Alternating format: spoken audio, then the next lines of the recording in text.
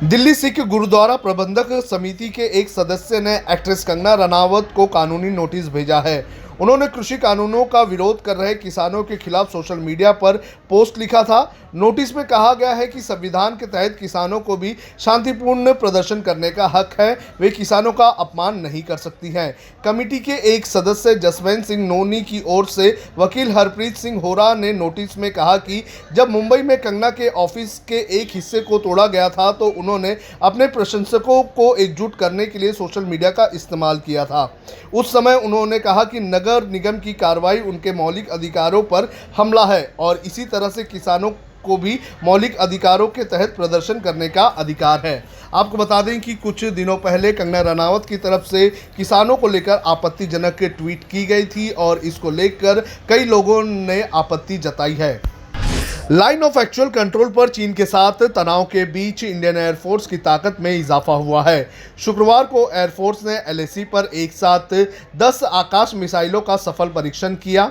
ये मिसाइल दुश्मनों के विमानों को चंद मिनटों में मार गिराने में सक्षम है। एयरफोर्स ने आकाश मिसाइलों के साथ साथ हवा में मार करने वाली ईगल मिसाइलों का भी परीक्षण किया। मिसाइलों को पूर्वी लद्दाख में एलएसी पर तैनात किया गया है ताकि दुश्मन विमानों की घुसपैठ का एयरफोर्स मुंहतोड़ जवाब दे सके। आकाश मिसाइल को हाल ही में अपग्रेड किया गया है। डिफेंस एक्सपर्ट्स का कहना है कि अपग्रेडेशन के बाद इसके टारगेट पर वार करने की क्षमता और भी मजबूत हुई है।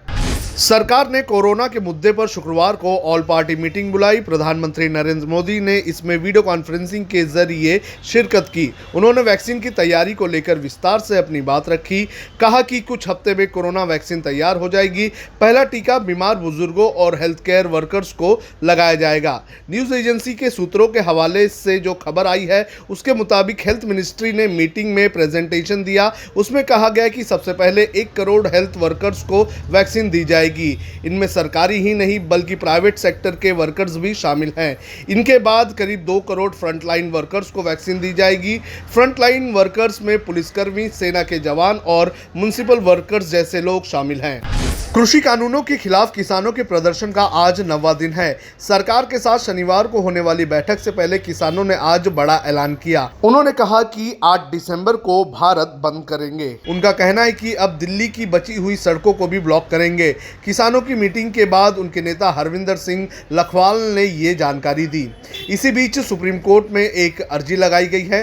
पिटिशनर ने कहा है कि किसानों को दिल्ली की सीमाओं से तुरंत हटाने के निर्देश दिए जाए क्योंकि प्रदर्शनकारी की वजह से कोरोना का खतरा बढ़ सकता है। पिटिशनर के वकील ओम प्रकाश परिहार ने यह जानकारी दी। हालांकि इस अर्जी पर सुनवाई का दिन तय नहीं हुआ है।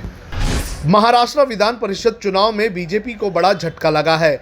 6 सीटों पर हुए चुनाव में बीजेपी को सिर्फ 1 सीट पर जीत मिली है और उनके प्रतिद्वंदी शिवसेना, बीजेपी और कांग्रेस गठबंधन को 4 सीटों पर जीत हासिल हुई है। 1 सीट निर्दलीय उम्मीदवार के खाते में जाते हुए दिख रही है। इसी बीच महाराष्ट्र के बीजेपी के नेता देवेंद्र फडणवीस ने कहा है कि विधान परिषद चुनाव के नतीजे हमारी उम्मीद के मुताबिक नहीं हैं।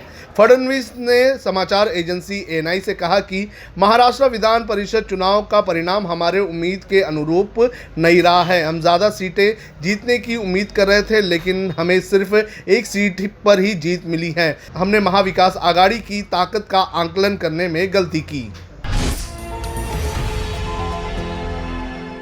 अब खबरें पाइए सबसे पहले हमारे मोबाइल न्यूज एप्लीकेशन पर।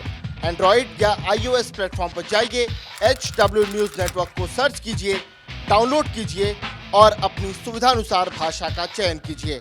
खबरों की भीड़ में अपने काम की खबर पाते रहिए। अगर आपको हमारा यह वीडियो पसंद आए तो शेयर कीजिए।